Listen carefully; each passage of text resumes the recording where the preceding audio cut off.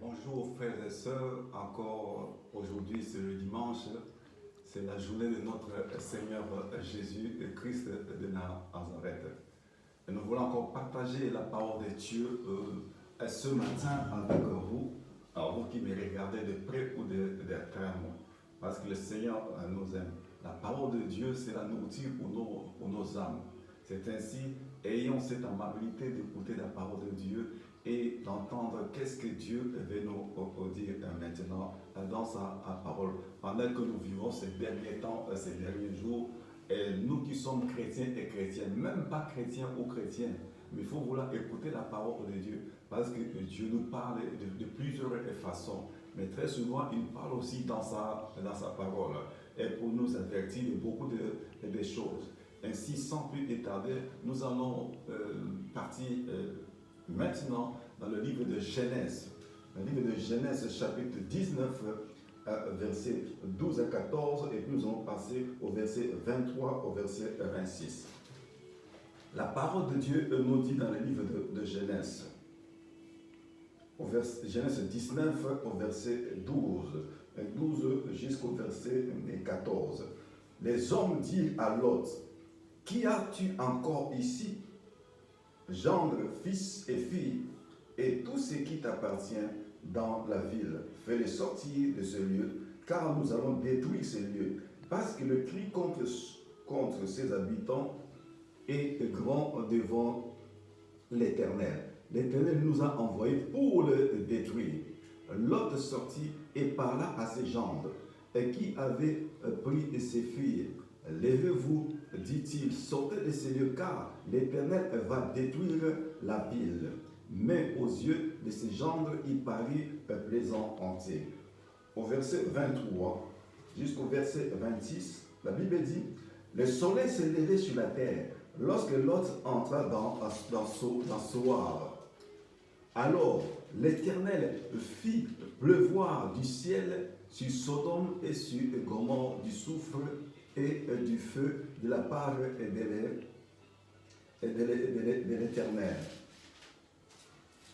Il détruisit ces villes, toute la plaine et tous les habitants des villes et les plantes de la terre.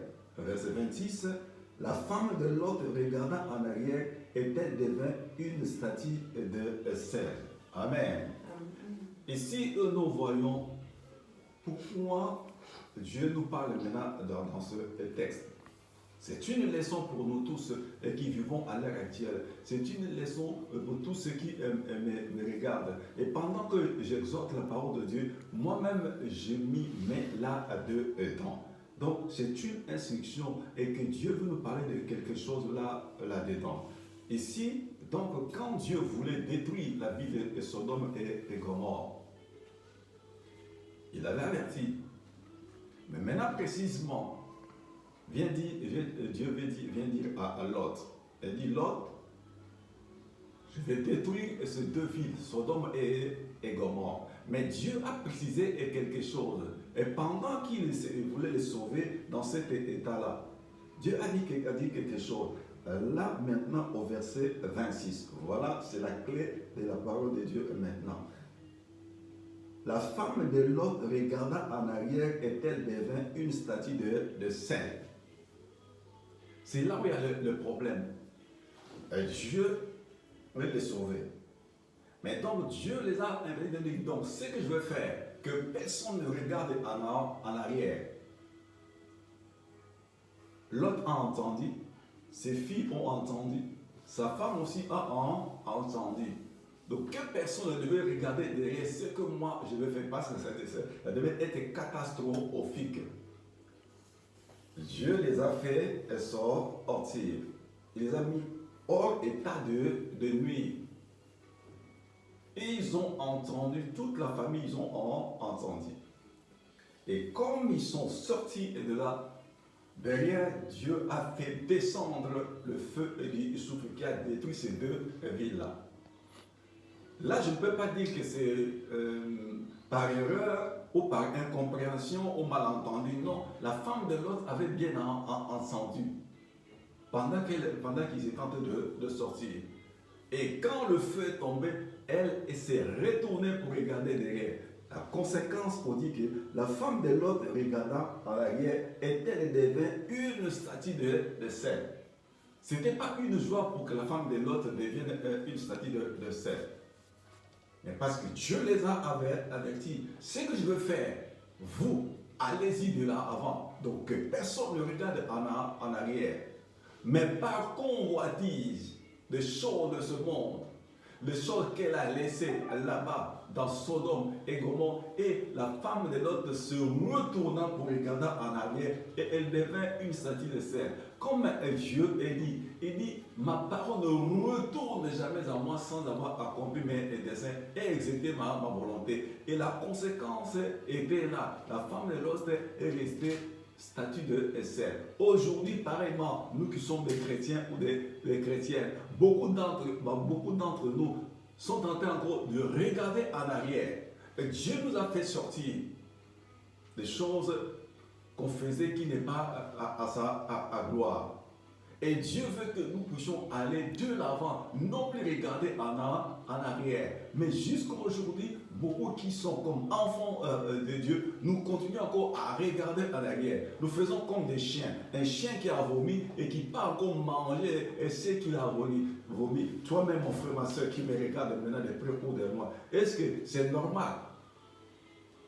C'est que tu as vomi et tu ne veux pas encore manger. Je crois qu'aujourd'hui, toi-même, quand tu vomis, tu regardes ça, oh, tu fais, oh, c'est dégueulasse. Voilà. Et c'est ce que nous faisons maintenant pendant que nous sommes dans la parole du Seigneur. Nous sommes venus vers Jésus-Christ. Au lieu d'aller de l'avant, nous continuons encore à regarder en arrière. Et c'est ce qui est déplaît à Dieu. Parce que la Bible dit, celui qui est en Christ est devenu une nouvelle créature. Les choses anciennes sont passées. J'étais voleur. Je suis venu dans le Seigneur. J'abandonne le vol. J'étais impudique. Je dois abandonner l'impudicité. J'étais menteur. Je dois fuir un mensonge. J'étais calomniateur. Je dois laisser la calomnie. J'étais une personne jalouse. Je dois tout laisser cela. Mais pas de toi-même, pas de moi-même, mais par la puissance du Saint-Esprit, en se montrant à Dieu, Seigneur, voilà. Tu m'as appris maintenant et je suis venu vers toi. Mais regarde, j'étais comme ceci, j'étais comme ceci. Je ne veux plus et c'est là. Je ne veux plus retourner à ces choses-là qui m'empêchaient de m'approcher auprès de toi. Mais aujourd'hui, nous faisons expressement. C'est comme si Dieu ne coûte pas. C'est comme Dieu ne nous envoie pas. Nous voulons faire ce que nous voulons. Oh, Dieu est bon, là à la colère pleine de beauté. Dieu va comprendre. Non, mon frère, ma soeur, c'est à toi et à moi de comprendre Dieu. Parce que Dieu nous a compris, parce qu'il nous a avertis, il nous a parlé, il continue à nous parler de plusieurs façons. Mais nous voulons toujours regarder en arrière. Regardez la conséquence de la femme de Lot.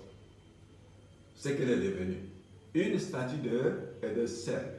Les villes de Sodome et Gomorrhe, ce sont deux villes qui ont existé, qui ont bel et bien existé. Mais voilà, Dieu les a détruits. Pourquoi? À cause des choses qui n'étaient pas de sa gloire.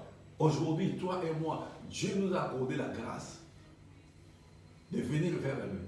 Toi et moi, nous avons combien payé? Nous n'avons rien payé, mais c'est par ta bonté et que maintenant, nous sommes maintenant dans le Seigneur. Et c'est ainsi que Dieu veut que nous puissions marcher comme il veut, non plus regarder dans les choses qu'on faisait auparavant. Ce sont des choses-là qui nous séparaient de Dieu. On était des morts dans ce monde. Bien qu'on se promenait, mais on était des personnes mortes sur cette terre. Parce qu'il me dit, sans Jésus-Christ et Nazareth, la personne n'est à rien. Parce que la vie, ça se trouve en Jésus et Christ. Comme là maintenant, aujourd'hui là. J'entends cette parole-là. Dieu l'avertit et Dieu m'avertit encore. Donc, que je ne regarde plus en arrière ce que je fais. Ne regarde plus en arrière ce que tu faisais. Parce que Dieu t'a pardonné de ce que tu faisais. Et Dieu m'a pardonné de ce que je faisais. Mais ne faisons pas, je répète encore, comme un chien qui vomit, peut partir encore manger ce qu'il a vomi. Et toi-même qui me regarde. Et moi-même, je parle. Je crois que ça ne sera pas normal. C'est ce que Dieu nous puissions aller vers l'avant. La Bible dit quelque part, elle dit, quel rapport y a-t-il entre la lumière et les ténèbres? Aujourd'hui, regarde maintenant, et tu marches avec qui et tu collabores avec qui. La Bible dit, je crois, dans 1 Corinthiens, dans 1 Corinthiens, là, quelque part, là, il dit bien que les mauvaises compagnies corrompent le bon mœurs. Tu te promènes avec qui? Tu collabores avec qui? Parce que Dieu dit, quel est le rapport ici entre la lumière et les ténèbres? Il dit que quel rapport y a-t-il entre Christ et Bélial? Quel rapport y a-t-il entre le fidèle et l'infidèle? Je ne dis pas qu'il faut fuir tes amis, fuir tes collègues. Non, mais regarde maintenant, eux, ils continuent à faire quoi? Ils continuent à faire ce que vous faisiez ensemble auparavant. Mais maintenant, toi et moi, Dieu nous a retirés de ce côté-là. Je regarde qu'est-ce que je dois faire. Quel est mon langage maintenant? Pendant que je suis dans le Seigneur, j'ai encore un langage qui blesse encore les gens. Je suis encore parmi les gens, des rapporteurs qui rapportent des choses n'importe comment. Je suis encore un faux témoin. Je témoigne faussement dans beaucoup de choses. Ce sont des choses du passé. Parce que maintenant que Christ a donné une autre vie, une nouvelle vie. Donc nous devons changer. Oh non, mais l'esprit est bien disposé, mais la chair veut. Toi et moi dominons sur la chair. Et la chair ne peut pas nous dominer. C'est moi qui dois commander à cette chair. La chair ne va pas me dire ceci ou cela. Mais non, mon corps ne peut pas dire non. Maintenant, aujourd'hui, je vais mettre ce pantalon, je vais mettre cette chemise, je vais mettre ceci. Non, c'est toi qui vas prendre la décision de prendre telle chaussure, tel pantalon ou telle chemise. Ce n'est pas la chair. Faisons tous un effort, mon frère et ma soeur. Toi qui me regardes, moi qui parle aujourd'hui, je dois m'examiner. Quel est mon comportement dans ces derniers temps devant ce Dieu-là? Et si Dieu te prenait dans les temps où tu te trouves maintenant, où tu me regardes, et si Dieu me prenait dans les temps où je suis, je serais comment devant ce Dieu-là? Dieu a dit que personne ne regarde en arrière. Elle a regardé en arrière, la conséquence, elle est restée statue de sel. Pourquoi veux-tu rester statue de sel? Pourquoi veux-tu manquer l'enlèvement? Parce que l'enlèvement, les gens croient que c'est du n'importe quoi. Non, Dieu ne ment jamais. Et Dieu ne se trompe là-bas. Il a fixé un jour où il va enlever l'église. Et c'est pour bientôt. C'est pour ça que Dieu te dit, et Dieu me dit, de ne plus regarder en arrière. Les choses du passé, elles sont passées. Allons vers l'avant. Tu peux dire que bon, j'ai trébuché. Ça peut arriver, nous sommes des hommes. Tu peux trébucher, moi je peux être trébuché. Mais Dieu dit quoi? Parce que quand on tombe, on ne se relève pas. Mais pendant que toi tu es tombé, tu te contentes maintenant dans cet état-là. Et maintenant tu es bien vautré dans cette situation-là. Et maintenant quand tu élèves tes mains vers Dieu, Dieu va faire quoi? Dieu va faire et quoi? Prends la décision et que moi qui parle, je prenne aussi la décision de courir vers l'avant.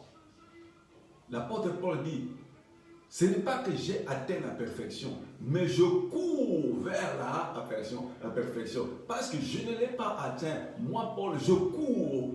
Donc, je cours de là à avant. Et non plus regarder en arrière. Donc je veux courir en avant pour aller saisir cette perfection. Mais nous sommes peut-être que dans le début. Donc faisons un effort, nous qui sommes des chrétiens et des chrétiens, de marcher selon la volonté de notre Dieu. Par les choses de ce monde passeront. Le ciel, toutes ces choses-là vont passer. Il dit, même ma parole ne passera à jamais. Dieu est prêt pour accomplir sa parole. Mais beaucoup d'entre nous aujourd'hui sont restés dans des maisons, donnant beaucoup de raisons. Oh, mais voilà, dans cette assemblée-là, tel pasteur a fait ceci, tel prophète a fait ceci, tel évangéliste a fait ceci, tel apôtre a fait ceci. Mon frère, toi et moi, c'est la course. Le pasteur tombe, trébuche, c'est son problème avec Dieu. Le prophète tombe, c'est son problème avec Dieu. L'apôtre qui tombe, c'est son problème avec Dieu. L'évangile qui tombe, c'est son problème avec Dieu. Ton frère qui est à côté, il a tombé, c'est son problème avec lui. Mais Dieu ne veut pas qu'il reste dans cet état-là. Dieu veut qu'il se mette debout, qu'il a à se repentir, de se ressaisir et d'aller vers l'avant. Bien que nous savons, notre lutte n'est pas dans la chair ni dans le sang, mais contre les dominations des autorités, les princes du monde des ténèbres, l'esprit méchant en lieu et céleste. Mais Jésus dit quoi? Et il dit, j'ai déjà vaincu le monde. Nous avons un Dieu qui est vivant, celui qui s'est fait chair dans la personne de Jésus-Christ. Il veut que toi, sa fille, toi, son fils, et que tu ailles de l'avant. Il ne veut pas que tu puisses manquer ce jour-là, l'enlèvement. L'enlèvement, c'est pour bientôt. Ne prenons pas cela comme du blabla. Ce n'est pas du mensonge, c'est la vérité. Dieu ne peut pas mentir. Il n'est pas un fils d'homme pour dire n'importe quoi. Mais il parle, il avertit. Nous revenons encore. Il a averti l'autre, sa femme et ses filles. Mais regardez la conséquence de la femme. En désobéissant à la parole de Dieu, il est resté le statut de sel. Quand nous péchons deux fois, faisons attention. Donc, ayons des mains vite. Allons-nous se procéder au bas de ces pieds pour demander pardon. Et pour continuer à aller de là à l'avant. Dieu est Dieu. Il restera à Dieu. Rien ne peut nous empêcher de faire ce qu'il veut. Mais comme il nous aime, il nous parle de plusieurs façons. Toi qui me regardes, ne m'en dis pas. Regarde notre comportement devant ces dieux-là. Donc je vais finir avec là. Dans l'état où tu te trouves là maintenant, si à l'instant même il y a l'enlèvement, qu'est-ce que tu dois faire? Qu'est-ce que tu vas parler devant Dieu? Dans l'état où tu es là, tu as bien accepté Jésus comme Seigneur et Sauveur. Moi j'ai déjà accepté Jésus comme Seigneur et Sauveur. Et c'est comment est-ce que ma vie devant le Seigneur, comment est-ce que ta vie devant le Seigneur commence à te contrôler et que moi-même aussi qui parle, je dois me contrôler. Je ne dois pas pointer les autres du doigt. Je m'examine toi-même. Donc je m'efforce de commencer à retirer ce qui n'est pas de la gloire de Dieu. Dieu te donne le temps. Et Dieu me donne le temps. Dieu n'est jamais fautif. Et en aucun jour, Dieu sera fautif. Et Dieu n'a jamais tort. En aucun jour, Dieu aura tort. Dieu a toujours raison. Même quelque chose qui va nous faire mal. Si Dieu qui a parlé de ça, il a toujours raison. À côté de toi, regarde. Qui ont déjà quitté le monde. Tes amis à toi. Tes collègues à toi. Qui ont quitté le monde. Tu sais dans quel état ils ont quitté le monde. Et maintenant, dans l'état où tu te trouves, si Dieu te prend tel que tu es, où serais-tu devant Dieu? Pendant que Dieu te parle, tu dis, j'ai le temps, le temps appartient à Dieu. Et la Bible dit, celui qui a des oreilles pour entendre, puisse entendre. Dieu t'a averti, Dieu t'a parlé, Dieu m'a averti, Dieu m'a parlé. Ne rejetons pas la parole de Dieu. Les paroles des hommes passeront, mais la parole de Dieu ne passera à jamais. Et ne t'appuie pas aux hommes, appuie-toi au Seigneur Jésus. Mets en pratique la parole de Dieu et que moi-même je mette en pratique la parole de Dieu. Il dit, ne vous bornez pas à écouter la parole de Dieu, mais mettez cette parole en pratique.